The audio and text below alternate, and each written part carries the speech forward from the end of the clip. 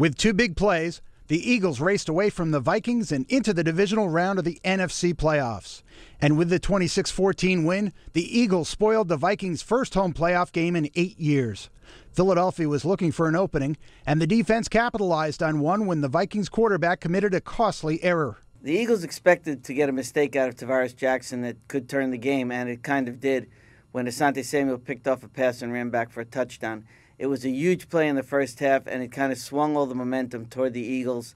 And that's exactly what they thought would happen, was that Jackson would make a big mistake and they'd pounce on it. The Eagles are pretty good at doing that.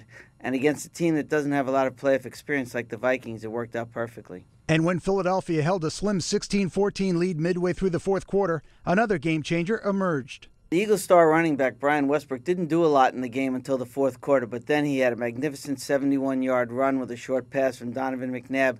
That sealed the victory, and it just showed that Westbrook can do anything in a game at some point. He may be stymied for most of the game, as the Vikings did, but when it really came down to crunch time, he got this short pass, he got some terrific blocking, and he was gone. That touchdown put the game away.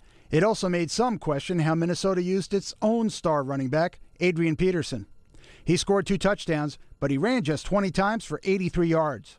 I think Coach Brad Childress made a mistake by not using Peterson more often. The game plan needed to be based around him. He had some success. He had one long run for a touchdown.